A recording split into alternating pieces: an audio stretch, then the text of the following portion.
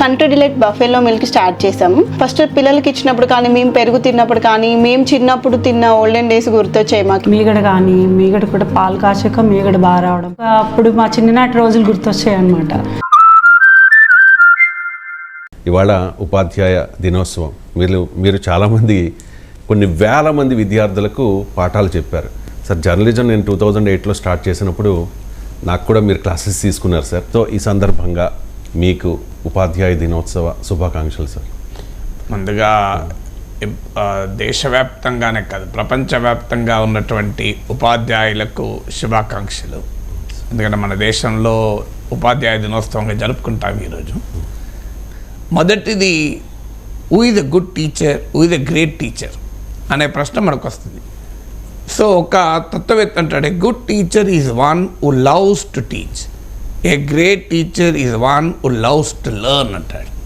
అంటే ఒక మంచి ఉపాధ్యాయుడు ఎవరు అంటే బోధన అనేది ఒక ఆనందాన్ని ఇస్తుంది. కానీ గొప్ప ఉపాధ్యాయుడు ఎవరంటే నిరంతరం నేర్చుకుంటాడు, నేర్చుకోవడంలో ఆనందం పడతాడు. సో జ్ఞానాన్ని, విజ్ఞానాన్ని నేర్చుకునే ప్రక్రియ బహుశా అన్నిటికన్నా రుచికరమైంది కావచ్చు. చాలామందికి అనుభవంలో తెలియకపోవచ్చు, కానీ నేను అనుభవంలో చెప్తున్నాను. నేర్చుకోవడంలో ఆనందాన్ని కనుక ఆస్వాదించడం మొదలు పెడితే జీవితంలో మీకు ఏది అంత సుఖవంతంగా, అంత ఆనందవంతంగా ఉండే అవకాశమే లేదు. మీరు లెర్నింగ్లో కనుక హ్యాపీనెస్ పొందగలిగితే. So the first quality is love to learn. ఒక మంచి ఉపాధ్యాయుడు ఎవరు అంటే నిరంతర విద్యార్థి. సో ఆ విద్యార్థి ఎవరి నుంచైనా నేర్చుకోవాలి, చివరకు విద్యార్థుల నుంచి కూడా నేర్చుకోవాలి. నేను ఆ విద్యార్థుల నుంచి బహుశా ఎక్కువ నేర్చుకున్నాను అనుకుంటాను. సో తోటి ఉపాధ్యాయుల కన్నా, పుస్తకాల కన్నా కూడా మన విద్యార్థుల నుంచి ఎక్కువ నేర్చుకుంటాం. ఇక రెండవది, అసలు బోధన అంటే ఏమిటి? చాలామందికి బోధన అంటే స్పష్టత ఉండదు. స్వామి వివేకానంద చాలా ఏళ్ల క్రితమే ఒక మాట అన్నాడు, education is not information, education is knowledge అన్నాడు. Education is not the transfer of information from the teacher's notes to the students' notes, most often either understand it అంటాడు. అంటే విద్య అనేది సమాచారం కాదు, విద్య విజ్ఞానం. విద్య అనేది ఉపాధ్యాయుని నోట్బుక్ నుంచి విద్యార్థి నోట్బుక్లోకి మారేది కాదు. ఎక్కువ సందర్భాల్లో ఇద్దరికీ అర్థం కాకుండా మారేది కాదు అంటాడు. ఇది స్వామి వివేకానంద అన్నమాట. ఈ ఇన్ఫర్మేషన్ ఏజ్లో ఆయన ఆ దార్శనికుడు కనుక 150 ఏళ్ల క్రితం ఈ మాట అనగలిగాడు. ఇవాళ ఇన్ఫర్మేషన్ అంటే ఒక సమాచారాన్ని ఇస్తే అయిపోతుంది టీచింగ్ అంటే అనుకుంటారు. That is not education. Education is knowledge. దీనికి నేను చాలాసార్లు ఉపన్యాసాలు ఉదాహరణ ఇస్తుంటాను. సమాచారానికి మరి విజ్ఞానానికి తేడా ఏంటి అని. సమాచారానికి విజ్ఞానానికి తేడా ఏంటి అంటే, మీకు 2 × 3 = 6 ఇది సమాచారం. మీరు చిన్నప్పటి నుంచి మనకు తెలుసు, ఎక్కాల పుస్తకం బట్టి పట్టిస్తుంటారు. కానీ ఎన్నడైనా ఒక ప్రశ్న, ఎందుకు ఇది 6 అవుతుంది, 5 ఎందుకు కాదు, 7 ఎందుకు కాదు అని అడిగితే అది విజ్ఞానం. 2 × 3 6 అని ఎవరైనా చెప్తారు. ఇప్పుడు ఆర్టిఫిషియల్ ఇంటెలిజెన్స్ ప్రపంచ ఏఐ సదస్సు జరుగుతుంది ఈరోజు. కృత్రిమ మీద మనను ఓవర్టేక్ చేస్తుంది. నువ్వు నచ్చినా నచ్చకపోయినా you have to face it. అప్పుడు నిజమైన ఇంటెలిజెన్స్ నిలబెడుతుంది. కృత్రిమ మీద ఉన్న పరిమితులు ఉంటాయి. కృత్రిమ మీద పరిమితులను దాటి మానవ మేధస్సు వికసించాలి అంటే you should not be just informed, you should be knowledgeable. So ఆ విజ్ఞానం ఏంటి? నేను ఇంతకుముందు చెప్పినట్టు 2 × 3 = 6 అంటే అది ఇన్ఫర్మేషన్. వై 6, వై నాట్ 7 అంటే నాలెడ్జ్. నేను చిన్నప్పుడు మా కూతుర్ని పిలిచి అడిగాను, తల్లి 2 × 3 ఎంత అంటే 6 అంది. మరి 6 ఎందుకు అవుతుంది బిడ్డ, 5 ఎందుకు కాదు, 7 ఎందుకు కాదంటే అది చిన్నప్పుడు. అంటే ఇది ఏంటి, 6 ఎందుకు కాదంటే 6 అవుతుంది, 5 ఎందుకు కాదు, 7 ఎందుకు కాదు, ఏమన్నా ఇది ఏమన్నా టీవీ ఛానల్ అనుకున్నావా అన్నది. అంటే టీవీ ఛానల్ అనుకున్న వారు నన్నే టీవీ తీసింది. నేను కాదు తల్లి చెప్పు అంటే, మాకు టీచర్ మాకు 2 × 3 6 అని చెప్పింది, వై 5, వై 7 అని చెప్పలేదు అన్నది. అంటే అప్పుడు కూర్చున్న పెట్టి దానికి నా 2 పాయింట్లు తీసుకొచ్చాను. ఒకటి బ్లాక్ కలర్, ఒకటి బ్రౌన్ కలర్. 3 షర్ట్లు పట్టుకొచ్చాను, white, yellow, green, white, yellow, blue. So తీసుకొచ్చి తల్లి ఇవాళ నీవు సెలెక్ట్ చేసిన డ్రెస్ వేసుకొని బయటికి వెళ్తాను, కానీ ఒక కండిషన్ ఏంటంటే నాకు కూడా నచ్చాలి అన్న. అది చాలా ఆనందంగా, ఓకే నాన్న నేనే సెలెక్ట్ చేస్తాను అన్నది. ఒక బ్లూ షర్ట్ బ్లాక్ పాయింట్ ఇచ్చింది, నచ్చలేదు బిడ్డ అన్నాను. బ్లూ షర్ట్ బ్రౌన్ పాయింట్ ఇచ్చింది, నచ్చలేదు అన్నాను. తర్వాత ఎల్లో షర్ట్ బ్లాక్ పాయింట్ ఇచ్చింది, నచ్చలేదు అన్నాను. ఎల్లో షర్ట్ బ్రౌన్ పాయింట్ ఇచ్చింది, నచ్చలేదు అన్నాను. వైట్ షర్ట్ బ్లాక్ పాయింట్ ఇచ్చింది, నచ్చలేదు బిడ్డ అన్నాను. వైట్ షర్ట్ బ్రౌన్ పాయింట్ ఇచ్చింది, నచ్చలేదు అన్నాను. ఇంక ఎన్ని తేవాలి అన్నది, అన్ని తెచ్చిన కదా అన్నది. ఎన్ని తెచ్చావు బిడ్డ అన్న? 6 అని. అందుకే 2 × 3 6 బిడ్డ అన్న. 2 × 3 6 ఎందుకైందంటే 2 కలర్ల షర్ట్లు, 2 కలర్ల పాయింట్లు, 3 కలర్ల షర్ట్లతో నువ్వు 6 రకాల కాంబినేషన్ చేయగలుగుతావు. అందుకే 2 × 3 6 తల్లి అన్నది. ఇట్లా మా నాన్న నాకు రోజు మ్యాథమెటిక్స్ చెప్పరా తల్లి నాన్న అన్నది. ఎందుకు చెప్తున్నా అంటే ఇట్ షుడ్ లెర్నింగ్ అనేది, నాలెడ్జ్ అనేది ప్రశ్నించడం ద్వారా వస్తుంది. సో డో నాట్ ఇన్ఫర్మేషన్ కాదు టీచింగ్ అనేది నాలెడ్జ్. మూడవది అబ్దుల్ కలాం అంటాడు, ఏ true teacher is not just who radiates knowledge but radiates the purity of life అంటాడు. నిజమైన ఉపాధ్యాయుడు ఎవరంటే విజ్ఞానాన్ని ప్రసరించేవాడే కాదు, తన వ్యక్తిత్వాన్ని కూడా ప్రసరించాలి. అంటే ఒక ఉపాధ్యాయుడు గనక తన నిత్య జీవితంలో కూడా, తన వ్యక్తిగత జీవితంలో కూడా ఒక ఆదర్శవంతమైన ఉపాధ్యాయుడిగా ఉన్నాడు అనుకోండి, విద్యార్థులు స్ఫూర్తి పొందుతారు. అందుకే ఈ should radiate the purity of life. అంటే ఒక ఉపాధ్యాయుని చూసినప్పుడు ఇలా నేను జీవించాలి. మీరు గమనించండి చిన్నపిల్లల్ని, వాళ్ళు ఏం కావాలి అంటే చాలామంది పిల్లలు నేను కలెక్టర్ కావాలి, సాఫ్ట్వేర్ ఇంజనీర్ కావాలి, డాక్టర్ కావాలని లేటర్ స్టేజ్లో ఉంటారు. ఎర్లీ స్టేజ్లో మీరు అడగండి, ఎల్కేజీ చదువుతున్నప్పుడు, 1వ తరగతి చదువుతున్నప్పుడు నేను టీచర్ కావాలి అంటారు. ఎందుకంటే వాళ్ళకు టీచరే దైవం, ప్రత్యక్ష దైవం. టీచరు చెప్పిందే ఫైనల్, నువ్వు ఎన్ని చెప్పినా విన్నారు. ఒకరోజు నా కూతురుకు నేను కూర్చుండబెట్టి ప్లానింగ్ చెప్తుంటే అప్పటికి ఇంకా అది స్కూల్ స్టూడెంట్గా ఉన్నప్పుడు 9th ప్లానో ఏదో వచ్చింది, 9th or 10th. లేదు బిడ్డ ఇప్పుడు ఇంకా నెక్స్ట్ ప్లాన్ కూడా వచ్చిందని మా టీచర్ చెప్పలే అంటది. అరే మీ టీచర్ చెప్పకపోతే ఏంది బిడ్డ, నేను చాలామంది చెప్తాను బిడ్డ, ఐఏఎస్లకి పాఠాలు చెప్తాను, అదంతా నాకు అనవసరం నాన్న, మా టీచర్ అది ఇక్కడ వరకు చెప్పిందంటది. అంటే టీచర్ అలా అంత ఇన్ఫ్లుయెన్స్ చేస్తారు. సో అందువల్ల టీచర్ పర్సనల్ లైఫ్ కూడా ఇన్స్పైరింగ్గా ఉండాలి. ఇది మూడవది. 4వది జయంత్ విష్ణు నార్లేకర్ అని ఒక గొప్ప ఖగోళ శాస్త్రవేత్త ఉన్నాడు. ఆయన మాట అంటాడు, do not give the answer to the child in the class room but make the child to discover the answer అంటాడు. అంటే ఒక బిడ్డకు ఆన్సర్ ఇవ్వద్దు, the pleasure of discovering the answer ఇవ్వాలి. చాలామంది అన్ఫార్చునేట్లీ ఏం చేస్తారంటే ఉపాధ్యాయులకు కూడా సమయం వల్లనో దేనికైనా కారణం కావచ్చు, వాడికి సమాచారం ఇచ్చారు, ఆన్సర్ ఇవ్వడం కాదు, ఆన్సర్ నేర్చుకోవాలి. One should get the pleasure of learning, ఆ pleasure of discovering the answer. అంటే ఒక జయంత్ నార్లేకర్ తరగతి గదిలో సమాధానము విద్యార్థులకు ఇవ్వకండి, ఆ సమాధానాన్ని విద్యార్థులకు కనుగొనేలా చేయండి, ఆ విద్యార్థులు కనుగొనడంలో ఆనందాన్ని పొందేలా చేయండి అంటాడు. సో అందువల్ల ఒక మంచి ఉపాధ్యాయుడు ఎవరు అంటే తన బిడ్డలకు ఆన్సర్లు చెప్పడు. ఇప్పుడు మనకు ఆన్సర్లు చెప్పడే కాదు, నోట్స్లు డిక్టేట్ చేసే టీచర్లు కూడా ఉన్నారు. కాదు, ఆన్సర్లు చెప్పడం కాదు, ఆన్సర్ వారిని నేర్చుకునేలా చేయాలి. 5వది ఒక టీచర్కు ఎలాంటి ప్రెజుడిస్ ఉండకూడదు, ఎలాంటి ప్రీ కన్సీవ్డ్ నోషన్ అంటారు. అంటే చాలామందికి ఈ ధోరణి ఉంటుంది, ఈ వీడు పనికి రాడు, వీడు పనికి వస్తాడని. జీవితంలో తెలివితేటలు లేని బిడ్డ అనేది భూమిపైన ఎవరు ఉండరు. అసలు ఆ మాటకత్తి ఏ జీవరాశి ఉండదు. మీకు పేడ పురుక్కు కూడా ఆ పేడను డీకంపోజ్ చేస్తే తెలివి ఉంటుంది, మనకు రాదది. కానీ ఆ పేడలో ఉండే పురుగు ఆ పేడను డీకంపోజ్ చేస్తుంది. ఆ డీకంపోజే చెయ్యకపోతే నువ్వు భరించలేవు ఆ స్మెల్ను. మరి ఎలా చేయగలిగింది పేడ పురుగు? ఒక సాలెపురుగు అద్భుతంగా గూడు కట్టుకోగలుగుతుంది, ఒక కాకి ఒక పక్షి బ్రహ్మాండంగా గూడు కట్టుకోగలుగుతుంది. సాలెపురుగు అద్భుతమైన సివిల్ ఇంజనీరింగ్. మీరు కావాలంటే ఒక సివిల్ ఇంజనీరింగ్ చదివే వాళ్ళకి చూపెట్టాలి సాలెపురుగు ఏ రకంగా ఇల్లు కట్టుకుంటుంది అని. మరి తెలివి కదా. అందువల్ల ఈ చరాచర జగత్తులో ఏ జీవరాశి, తెలివి తక్కువ జీవరాశి ఉండే అవకాశమే లేదు. అందులో మానవుడు ఉంటాడా? సమస్య ఏంటంటే ఉపాధ్యాయులు అర్థం చేసుకోవాల్సింది, నా బిడ్డకు నేను కోరుకున్న తెలివి ఉండాలంటే ఏం లేదు. ఇప్పుడు ఉదాహరణకు ఒకరు ఇంగ్లీష్ టీచర్ వస్తాడు, నన్ను ఒకరోజు మా హెడ్ మాస్టర్ పిలిచాడు.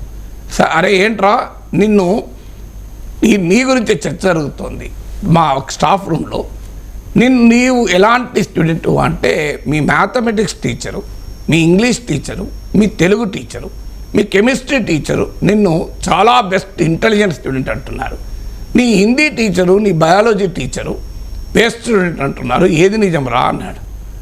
అంటే నేను ఇద్దరూ నిజమే సార్ అన్నాడు. ఎందుకు అంటే వారి సబ్జెక్ట్లో నేను బాగుంటే నన్ను మంచి స్టూడెంట్ అంటున్నారు.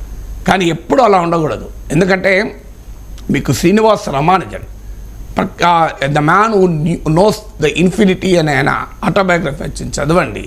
అత్యంత స్ఫూర్తిదాయకమైన పుస్తకం. అది ఈవెన్ ఫిలిం రూపంలో కూడా వచ్చింది.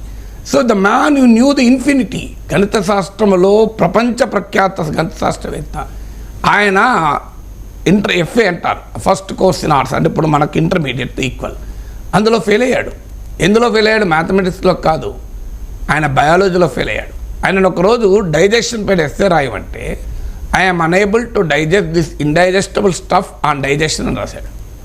I'm unable to digest this indigestible stuff on digestion అని. సో అది చూసి ఆ ఆన్సర్ షీట్ మీద పేరు లేకపోయినా ఆ అజీర్ణంతో బాధపడుతున్న విద్యార్థి రామానుజనే అని వాళ్ళ బయాలజీ టీచర్ గుర్తుపట్టాడు. సో కానీ బయాలజీలో ఫెయిల్ అయ్యాడు, గణిత శాస్త్రంలో రాయల్ సొసైటీ మెంబర్ అయ్యాడు. ఒక ఆయన చనిపోయిన దశాబ్దాల వరకు కూడా ఆయన మ్యాథమెటికల్ ఈక్వేషన్స్ను వాలిడేట్ చేస్తానికి ప్రపంచవ్యాప్తంగా గణిత శాస్త్రవేత్తలు తలలు పట్టుకొని పరిశోధనలు చేయాల్సి వచ్చింది. అంటే ఆయన ప్రపోజ్ చేసిన ఈక్వేషన్స్లో అర్థం చేసుకోవడానికి. మరి అంత గొప్ప గణిత శాస్త్రవేత్త బయాలజీలో ఫెయిల్ అయ్యాడే. మనకు చాలామంది ఉపాధ్యాయులకు తప్పు నోషన్ ఉంటుంది. ప్రతి మనిషిలోనూ ఒక అద్భుతమైన నైపుణ్యం ఉంటుంది. మంచి ఉపాధ్యాయుడు ఎవరంటే ఆ నైపుణ్యాన్ని, ఆ తెలివితేటల్ని ఆవిష్కరించగలగాలి. చాలా సందర్భాల్లో మనం అణగదొక్కుతాం. We suppress that talent, we suppress that hidden talent, but a good teacher is one who unravels that talent. ఆ తెలివితేటల్ని, ఆ నైపుణ్యాన్ని ఆవిష్కరించగలగాలి. నాకు ఇప్పటికి గుర్తు, నేను చిన్నప్పుడు బాగా అల్లరి చేసేవాడిని. మామూలుగా అల్లరి చేసేవాడిని కాదు. మా అమ్మ నా అల్లరి భరించేది కాదు. వేసవిలో మా నాన్న మా అమ్మకు ఆర్గ్యుమెంట్ జరిగింది. వీడు నన్ను చాలా కొడుతున్నాడు, అసలు వీడి వర్క్ వెళ్ళి మా నాన్న అప్పుడు ఈ బీడీలీఫ్ కాంట్రాక్టర్ల దగ్గర సమ్మర్ వెకేషన్లో అదనపు ఆదాయం కోసం ఎండాకాలం వేసవి సెలవుల్లో కూడా పనిచేసేవాడు. నువ్వు వీడిని నీతో పట్టుకపోతే నేను భరించలేకపోతున్నానని అంటే మా నాన్న అన్నాడు, అమ్మా మా అమ్మతో అన్నాడు, నీవు వానిలో అల్లరిని మాత్రమే చూశావు, కానీ వానిలో తెలివి కూడా ఉంది. అంటే వాని తెలివేందో అని మా అమ్మ తిట్టింది. వీడి తెలివి నా సాగుకు వచ్చింది అన్నది మా అమ్మ నవ్వు స్వచ్ఛమైన గ్రామీణ భాషలో. అంటే మా నాన్న అన్నాడు, ఇప్పుడు నీకే చూపెడతాను అని. అప్పటికి నేను 3వ తరగతి 4వ తరగతి ఇంకా హిందీ మొదలు కాలే. మా నాన్న నాకు ఒక అసైన్మెంట్ ఇచ్చాడు. అరే నేను మళ్ళీ ఒక 20 రోజుల్లో వస్తాను, 20 రోజుల్లో 15 నుంచి 20 రోజుల్లో హిందీ మొత్తం రావాలి, గుణింతాలతో సహా రావాలి. అంటే ఆ కరెక్టే కాదు, అన్నీ రావాలి, రావాలి, చదవగలగాలి అని ఒక అసైన్మెంట్ ఇచ్చాడు. అంటే అని ఈ నెల రోజులు కనుక నీవు ఈ 15-20 డేస్లో నేర్చుకుని నీకు 5 రూపాయలు ఇస్తాను రా అని బహుమానం కూడా ఇస్తాడు, గిఫ్ట్ ఇస్తాను రా అన్నాడు. సో నేను 20 డేస్లో మా నాన్న వస్తాడు అని చెప్పితే 12వ రోజుకు పూర్తి చేసి మా నాన్న కొరకు ఎదురు చూశాను.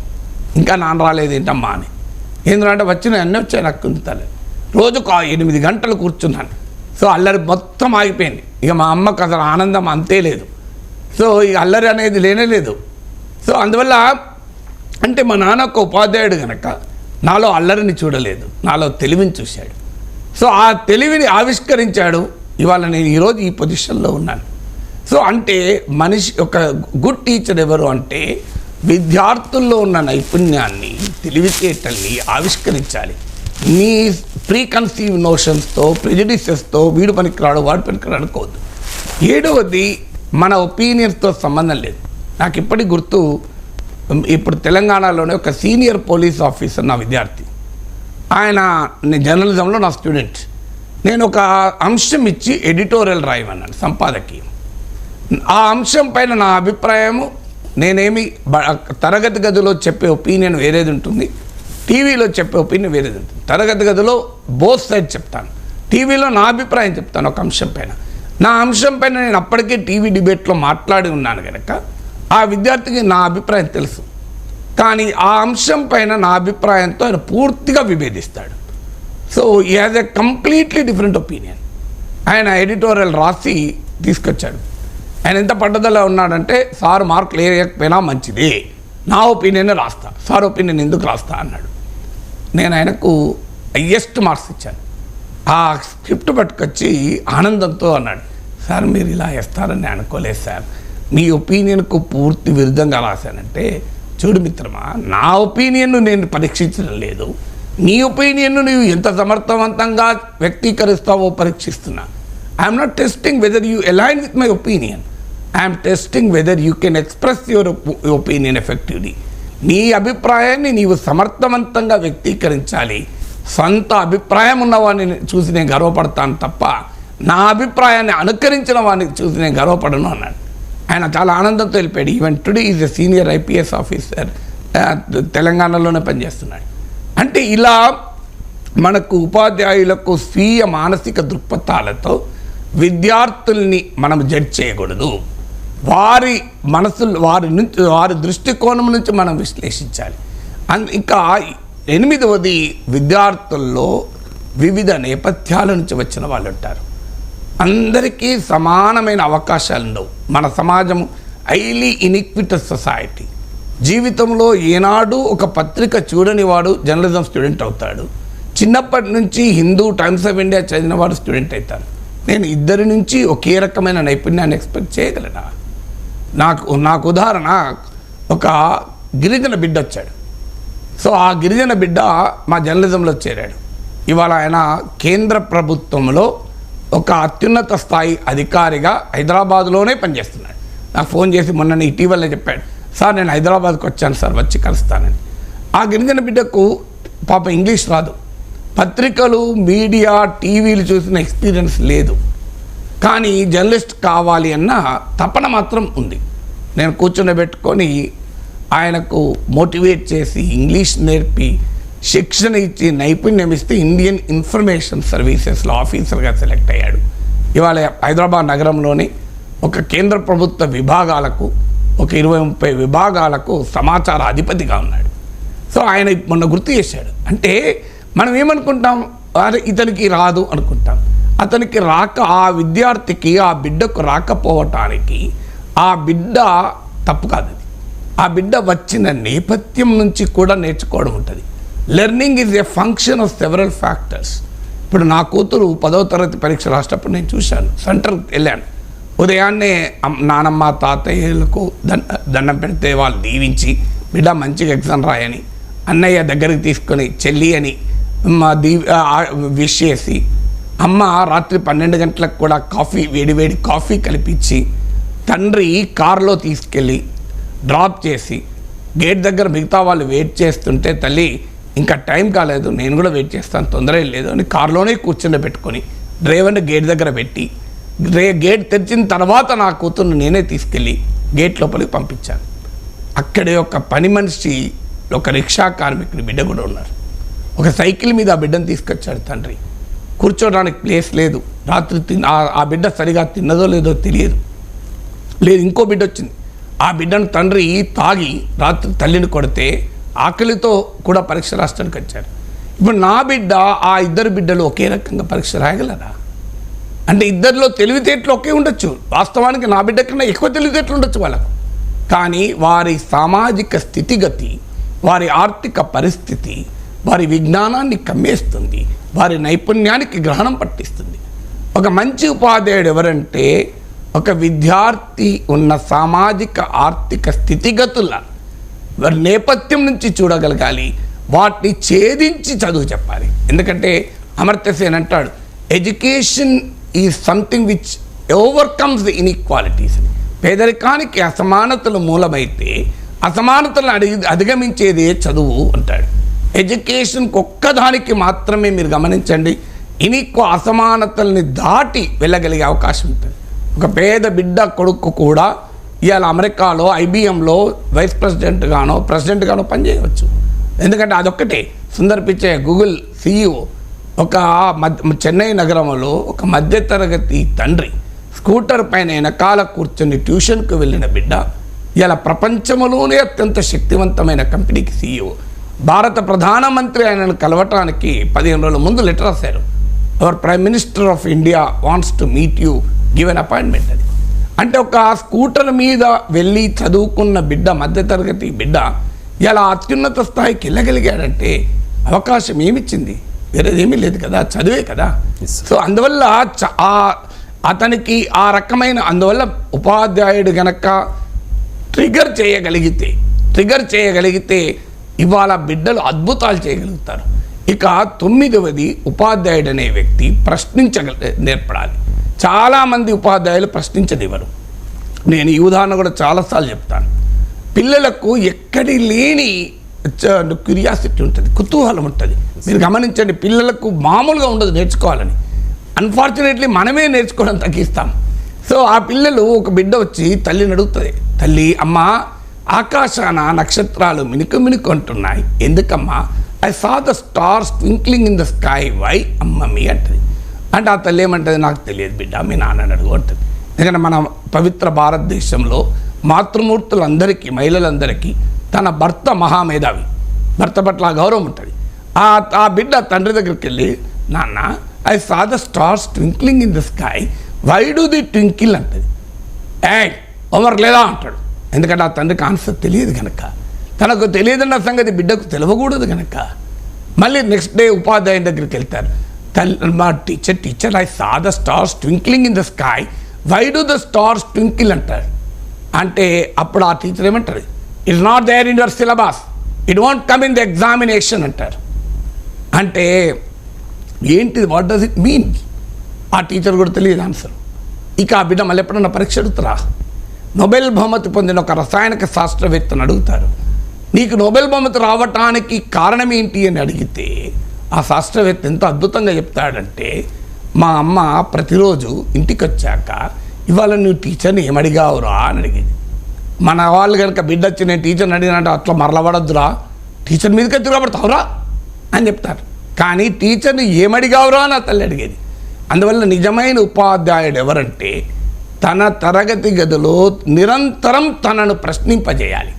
So a good teacher is one who allows his students to constantly questioning, ఇంకా ప్రశ్నించమనాలి. 10వది, చివరగా అని కాదు, ఉపాధ్యాయుని లక్షణాలు చాలా ఉంటాయి.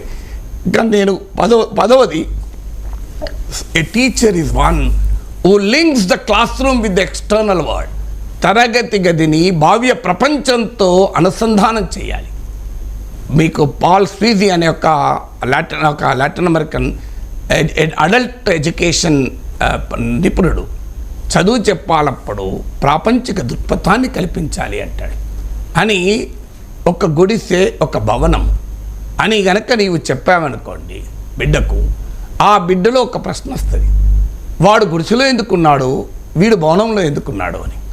ఆ ప్రశ్న సమానత్వం వైపుగా ఆ బిడ్డను నడిపిస్తుంది అంటాడు.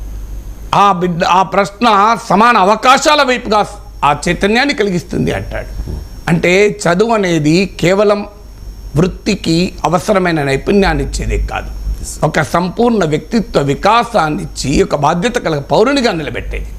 అందువల్ల ఆ తరగతి గదిని భావ్య ప్రపంచంలో ఉన్న అసమానతలు, భావ్య ప్రపంచంలో ఉన్న కష్టాలు, బాధలు, ప్రజల శ్రమ, వీటి పట్ల గౌరవాన్ని కల్పించే విధంగా సమాజంలో, ఎందుకంటే టెక్నాలజీ అందరికీ ఒకటే. ఒక కాస్ట్లీ విలాసవంతమైన కారును చౌకగా తయారు చేయడము టెక్నాలజీ, అతి చౌకగా తాగునీటిని శుద్ధి చేయడం కూడా టెక్నాలజీ. సో లిక్కర్ అమ్మడము కూడా బిజినెస్ మేనేజ్మెంట్ తెలివే, సామాన్యుడికి అందుబాటులో ఉంచే అమ్మడం కూడా తెలివే. సో అందువల్ల నైపుణ్యము అనేది, టెక్నాలజీ అనేది, what does it indicate? Technology అనేది మనిషి జీవితాన్ని మార్చాలి, అక్కడే సామాజిక దృక్పథం వస్తుంది. అందువల్ల teacher is one who links class room with external world. Bhavya ప్రపంచంలో ఉన్న పరిణామాల్ని తరగతి గదిలోకి తీసుకురావాలి. ఓ చంద్రాయన్ జరిగింది అప్తే చంద్రుడు ఏంటి, నక్షత్ర మండలం ఏంటి, అంగార గ్రహం ఏంటి అని క్లాస్ రూమ్లో చర్చించగలగాలి. ఓ సునీతా విలియమ్స్ ఇంటర్నేషనల్ స్పేస్ స్టేషన్లో నిలిచిపోయారంటే స్పేస్ ఏంటి, స్పేస్ సైన్స్ ఏంటి, స్పేస్ ఆమిక్స్ ఏంటి అని క్లాస్ రూమ్లో చర్చగలగాలి. బడ్జెట్ ప్రవేశపెట్టారని పేపర్లో ఉంటే అసలు ఎకానమీ ఏంటి, బడ్జెట్ ఏంటి అని తరగతి గదిలో చర్చించగలగాలి. సో ఈ నిరంతరం తరగతి గదిని, సమాజాన్ని అనుసంధానం చేసి బిడ్డలకు ఒక ప్రాపంచిక దృక్పథాన్ని ఇవ్వగలిగిన వాడే నిజమైన ఉపాధ్యాయుడు. అందువల్ల ఉపాధ్యాయుడు మనందరి జీవితంలో ఒక అద్భుతమైన పాత్ర పోషిస్తాడు. ఆ పాత్ర బహుశా సమాజంలో నేనేమి ఇతర వృత్తుల్ని తగ్గించడం లేదు, కానీ అందరినీ సృష్టించే వృత్తి ఉపాధ్యాయ వృత్తి. నువ్వు డాక్టర్ కావాలనుకోవచ్చు, కలెక్టర్ కావాలనుకోవచ్చు, యాక్టర్ కావాలనుకోవచ్చు, ఓ ముఖ్యమంత్రి కావాలనుకోవచ్చు, ప్రధానమంత్రి కావాలనుకోవచ్చు, ఓ శాస్త్రవేత్త కావాలనుకోవచ్చు, జర్నలిస్ట్ కావాలనుకోవచ్చు, కానీ వీళ్ళందరినీ సృష్టించగలిగేవాడు మాత్రం ఉపాధ్యాయుడే.